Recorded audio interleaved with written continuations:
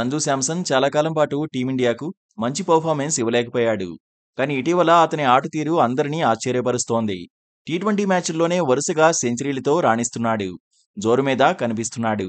అయితే సంజు శాంసన్ గురించి తాజాగా అతని చిన్ననాటి కోచ్, ప్రస్తుత Delhi Capitals fielding coach Biju George ఆసక్తికర కామెంట్స్ చేశాడు.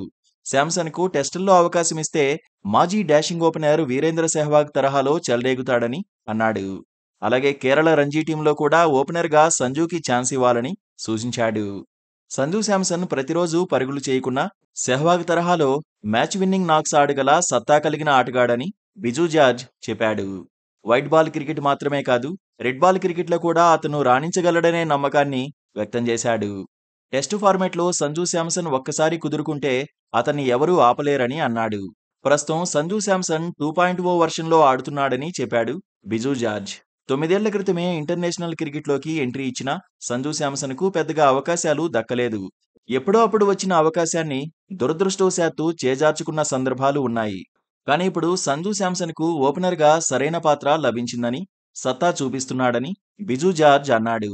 వరల్డ్ క్లాస్ బ్యాటర్గా అవతరిస్తున్నాడని పొగడ్తలతో ముంచెత్తాడు. సంజు శాంసన్ బ్యాటింగ్ స్టైల్ చూస్తేనే తనకు ఎంతో సంతోషంగా ఉంటుందన్నాడు. భారత జట్టులోకి సంజు శాంసన్ ఎన్నో కష్టాల్ని ఎదుర్కొన్న తర్వాత వచ్చాడని గుర్తు చేశారు జార్జ్. వీరేందర్ సెహ్వాగ్ తరహాలో సంజు భారత జట్టుకు ముఖ్యమైన ఆటగాడని చెప్పాడు. అతని నుంచి ప్రతిసారి పరుగులు ఆశించొద్దని, కానీ అతను పరుగులు చేసినప్పుడు ఎవరూ ఆపలేరన్నాడు. ఆ మ్యాచుల్లో టీమిండియాదే విజయం అవుతుందని అన్నాడు. కాగా సంజు శాంసన్ ప్రస్తుతం సౌత్ ఆఫ్రికా పర్యటనలో ఉన్నాడు. ఆ జట్టుతో భారత్ 4 టీ20 మ్యాచ్లు ఆడుతోంది. ఈ సిరీస్లో సంజు శాంసన్ అద్భుత ప్రదర్శన ఇస్తున్నాడు. తొలి టీ20లో భారీ సెంచరీ నమోదు చేశాడు. అలాగే బంగ్లాదేశ్తో హైదరాబాద్ వేదికగా జరిగిన టీ20లో తొలి సెంచరీ చేశాడు. ఇలా వరుసగా టీ20ల్లో సెంచరీలు చేస్తుండటంతో సంజు పేరు మారుమోగుతోంది.